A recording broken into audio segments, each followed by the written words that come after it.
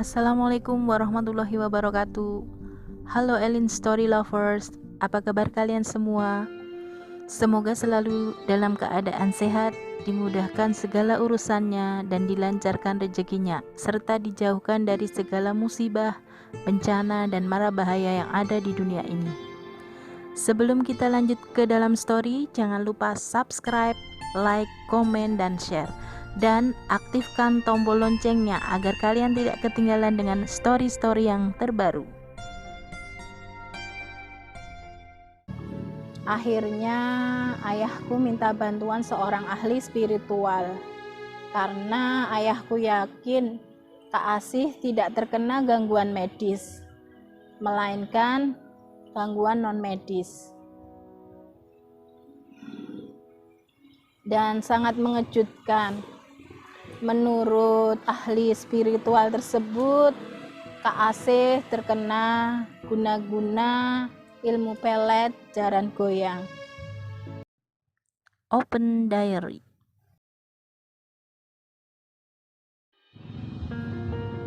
Assalamualaikum warahmatullahi wabarakatuh. Halo Elin Story Lovers, apa kabar kalian hari ini? Pada kesempatan kali ini saya akan membawakan sebuah kisah yang dikirim oleh Mbak Ayu.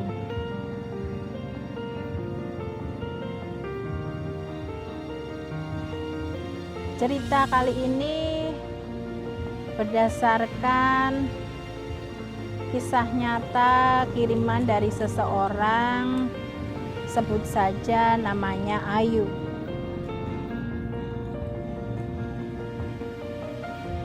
Kisah ini menimpa kakak perempuannya yang bernama Asih. Mereka adalah anak kembar, namun tidak identik.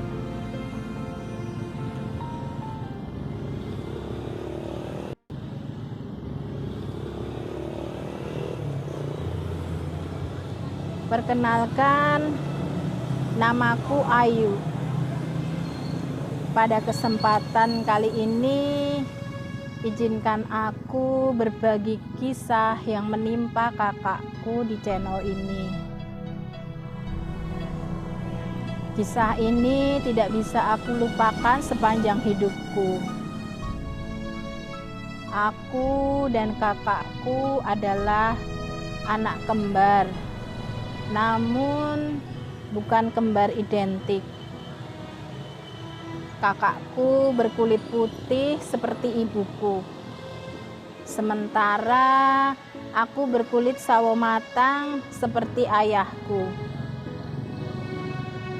Waktu itu sekitar tahun 92, aku dan kakakku masih duduk di bangku SMP kelas 2. Menurut pandangan orang-orang di sekitarku, kakakku sangat cantik dan aku sangat manis. Ya, hitam manis gitu katanya. Bukan GR, tapi itulah penilaian orang terhadap kami berdua. Keseharian kami berdua disibukkan dengan kegiatan belajar dan membantu ayah dan ibu di rumah seusai pulang sekolah seperti layaknya anak-anak seusia kami. Baik di sekolah maupun di rumah, kami juga bermain dengan teman-teman, baik teman laki-laki maupun teman perempuan. Kami tidak pernah membeda-bedakan teman. Kami berteman baik dengan siapa saja. Seperti halnya dengan Kamto, pemuda tetangga desa yang juga tetangga buleku di sana.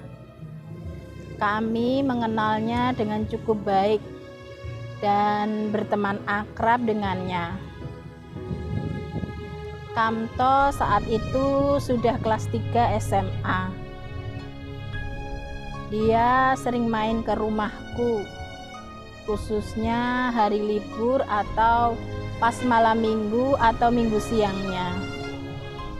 Dan dia hanya ingin bertemu dengan Kak Asih. Diary, hingga suatu ketika saat minggu siang sekitar jam 10, Kamto datang dan seperti biasa kedatangannya hanya untuk menemui Kak Asih. Kak Asih menemuinya di teras rumah.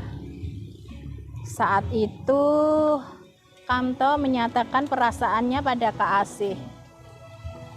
Kalau dia sayang dan cinta sama Kak Asih dan ingin menjadi pacar Kak Asih.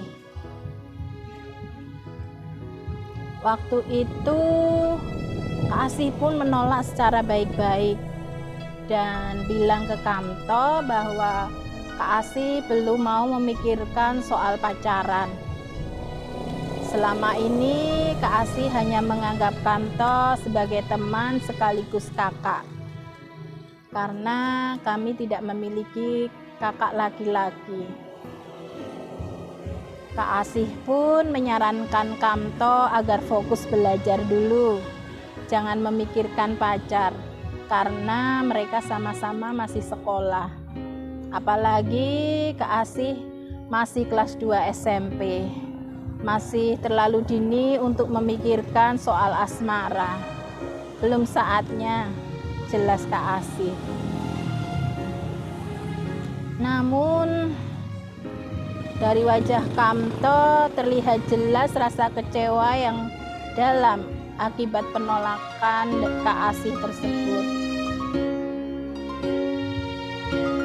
Seminggu berlalu setelah penolakan itu, Kamto tidak pernah terlihat datang ke rumah menemui Kak Asih. Hingga suatu malam di minggu berikutnya, sikap Kak Asih terlihat aneh. Mendadak dia seperti orang kesurupan. Bicara sendiri, tertawa sendiri, dan parahnya dia tidak mau makan dan minum.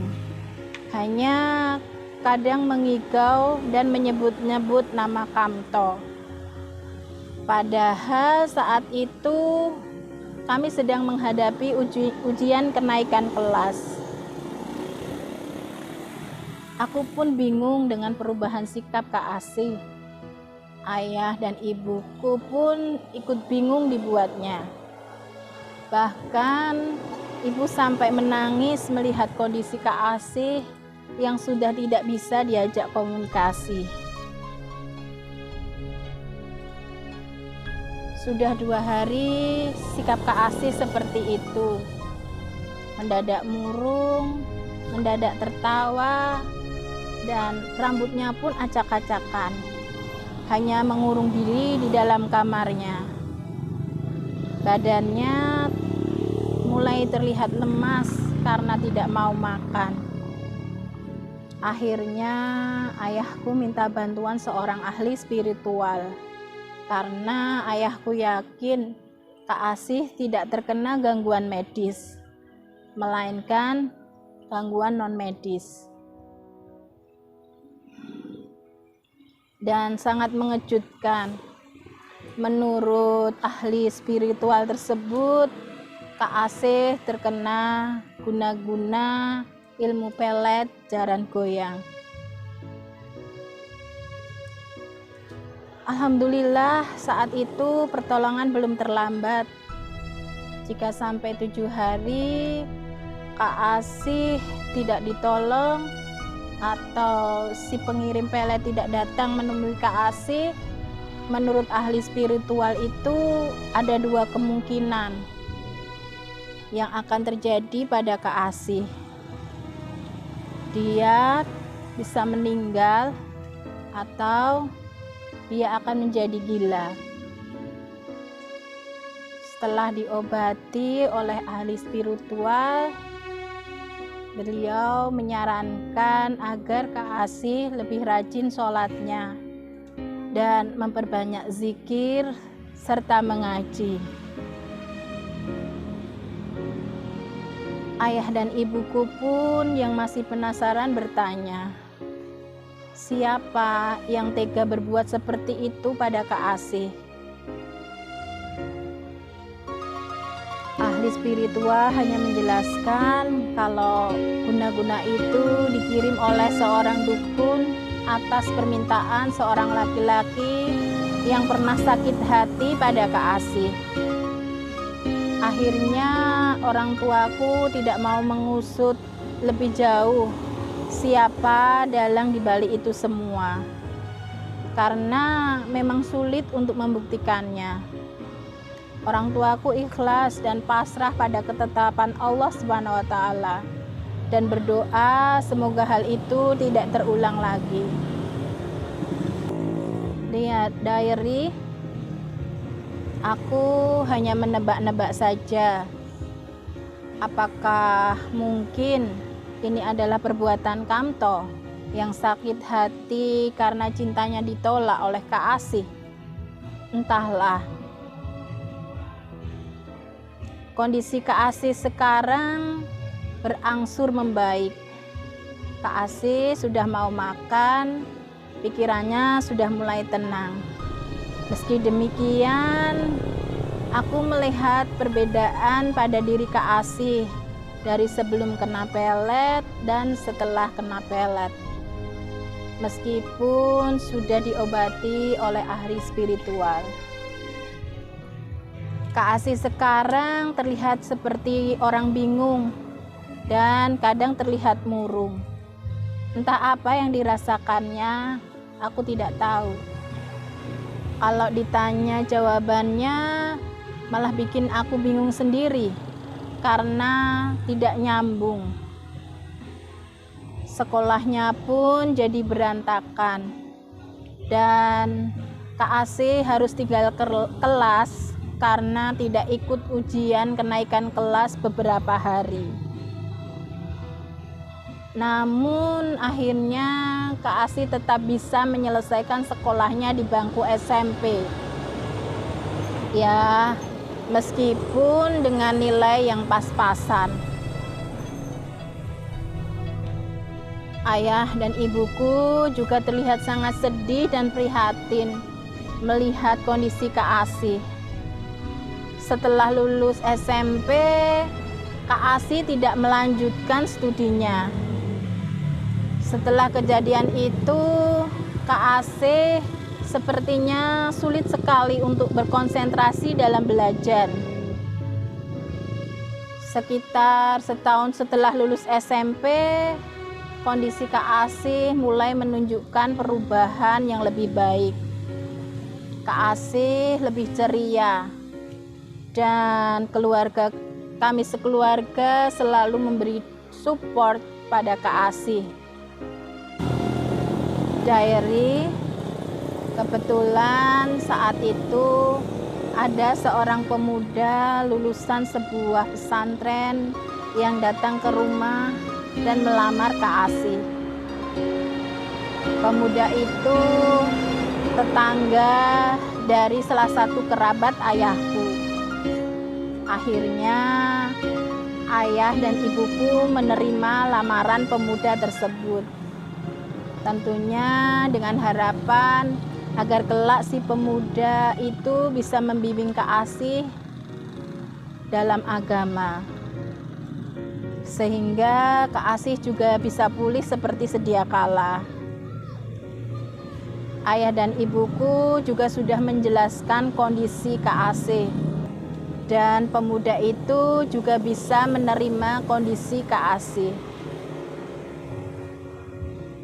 Akhirnya pernikahan Kak Asih dan pemuda itu dilangsungkan dengan sederhana. Setelah menikah, Kak Asih diboyong ke rumah suaminya. Namun sayang, sekitar 3 bulan kemudian Kak Asih dan suaminya datang ke rumah dan mengembalikan Kak Asih bahwa dia tidak sanggup lagi membimbing Kak Asih dan mengembalikan Kak Asih pada kedua orang tuaku. Diary, betapa hancur hati kedua orang tuaku. Tapi mereka pun menyadari dan bisa memahami penjelasan yang disampaikan oleh suami Kak Asih. Sepertinya setelah menikah, kondisi Kak Asih kembali memburuk. Sering murung dan susah diajak berkomunikasi. Memang kondisi Kak Asih sudah sangat berbeda jauh dengan saat sebelum terkena pelet. Meskipun oleh ahli spiritual sudah dinyatakan sembuh, namun tidak bisa sembuh seperti sedia kala. Kak Asih sering tidak nyambung kalau diajak bicara. Kadang terlihat murung dan tatapan matanya kosong. Aku pun sangat sedih melihat kondisi Kak Asih. Aku hanya bisa berdoa, semoga Kak Asih bisa sembuh seperti sedia kala. Amin.